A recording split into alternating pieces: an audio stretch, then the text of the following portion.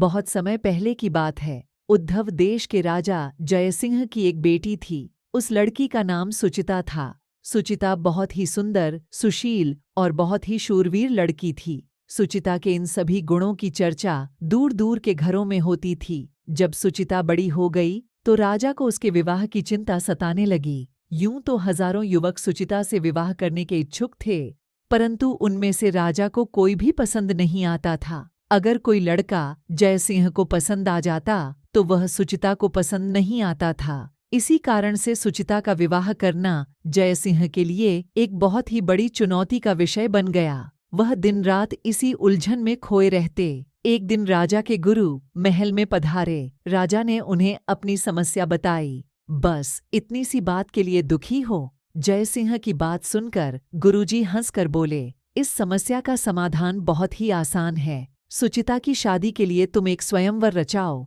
जो कोई भी सुचिता को स्वयंवर द्वारा मिलेगा वह सुचिता के लिए बिल्कुल सही होगा। तब राजा ने पूछा, स्वयंवर के लिए क्या शर्त रखूं गुरुदेव? गुरुदेव कुछ समय सोचने के पश्चात बोले, सभी देशों में घोषणा करवा दो कि दक्षिण दिशा में एक बहुत ही घना जंगल है। उस जंगल के बीच में से होते हुए जो रास्ता जाता है, उस रास्ते का अंत एक गुफा पर होता है। उस गुफा में अनमोल खजाना है। खजाने तक पहुंचने के लिए 3 दरवाजों से गुजरना पड़ता है। जो युवक उन 3 दरवाजों से गुजरकर वह अनमोल खजाना लाएगा, उसका विवाह राजकुमारी सुचिता के साथ कर दिया जाएगा। गुरुदेव की बात राजा को बहुत ही अच्छी लगी और राजा ने तुरंत यह घोषणा सभी देशों में करवा दी। सभी देशों के राजकुमार घोषणा सुनकर बहुत ही ज्यादा खुश हो गए और राजकुमारी से विवाह करने के लिए उत्सुक नवयुवक खुशी से झूम उठे। वे उस अनमोल खजाने की खोज में अलग अलग चल पड़े,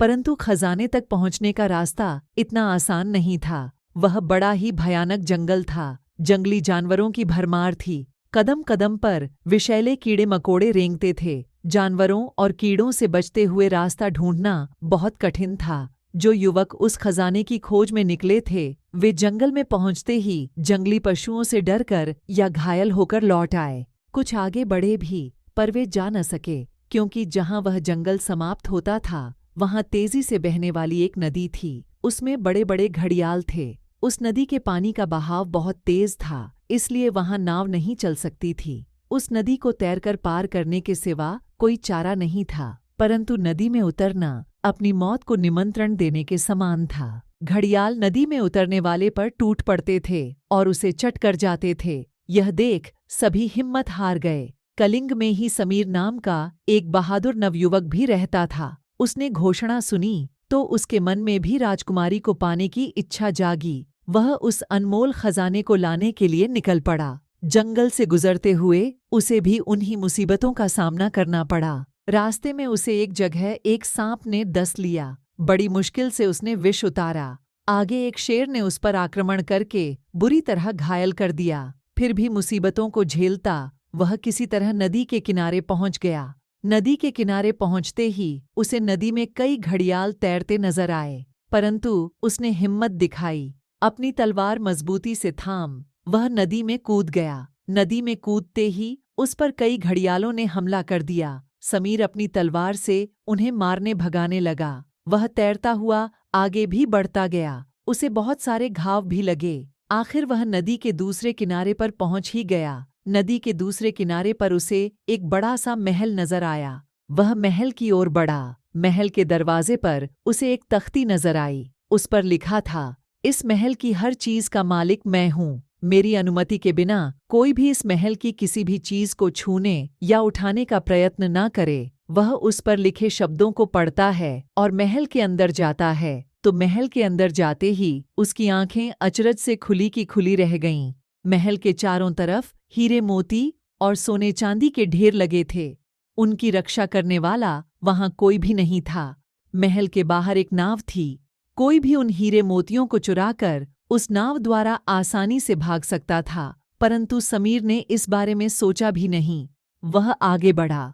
रास्ते में उसे एक बुढ़िया मिली। वह बुढ़िया बुरी तरह से घायल थी। वह समीर से बोली, हे बेटा, एक जंगली जानवर ने मुझे बुरी तरीके से यह जख्म दिया है।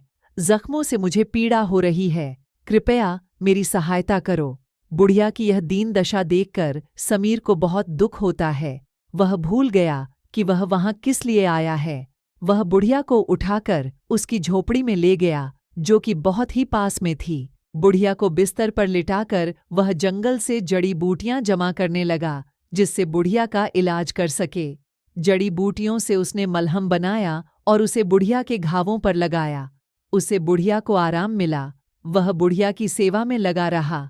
जब बुढ़िया अच्छी हो गई तो उसे विदा लेकर आगे चल दिया। रास्ता समाप्त होने पर सामने ही गुफा थी। उसी गुफा में वह अनमोल खजाना था। वहां समीर को वे 3 दरवाजे कहीं नजर नहीं आए, जिनसे गुजरकर खजाने तक पहुंचना था। वह गुफा में पहुंचा तो उसे गुफा में कोई खजाना तो नहीं मिला, केवल एक पुस्तक मिली जिस पर लिखा था, मैं ही अनमोल खजाना हूँ। समीर उस पुस्तक को लेकर लौट चला। महल तक पहले ही खबर पहुंच चुकी थी कि एक नवयुवक राजा का इच्छित बहुमूल्य खजाना लेकर आने में पास हो गया है। महल में उसके स्वागत की तैयारियां होने लगीं।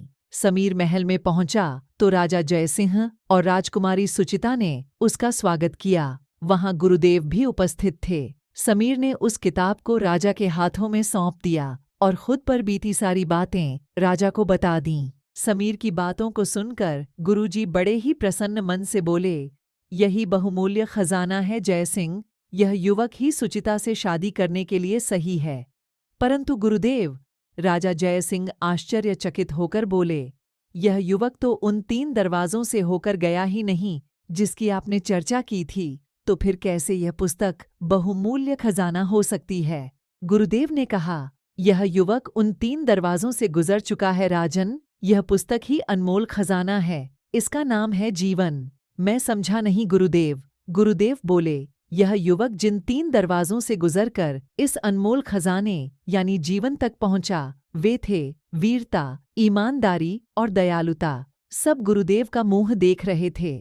गुरुदेव कहने लगे, भयानक जंगलों और घड़ियालों का मुकाबला करके यह युवक नदी के किनारे पहुंचा। ये काम उसने केवल अपनी वीरता के सहारे ही किए। फिर उसे एक महल मिला जिसमें हीरे जवाहरात और सोने चांदी के ढेर लगे थे। अगर यह चाहता तो उस जगह से बहुत सारे बहुमूल्य रत्न लाकर यह अपना आने वाला जीवन अच्छे से बना सकता था, परंतु इसने उन्हें छुआ भी नहीं, क्योंकि वे किसी दूसरे के थे। यह इसकी ईमानदारी थी। आगे इसने एक बुढ़िया की सेवा की। यदि इसके स्थान पर कोई दूसरा होता तो बुढ़िया के पीछे अपना समय नहीं गवाता। यह इसके दयालु होने का उदाहरण है। अगर किसी व्यक्ति में ये 3 बहुमूल्य गुण हों तो वह पूरे संसार में क्या है जो नहीं कर सकता। इस कारण से यही व्यक्ति सुचिता का पति बनने के लायक है। अब सबकी समझ में गुरुदेव की बात आ गई। राजा रानी दोनों सुचिता और समीर के विवाह की तैयारी में लग गए।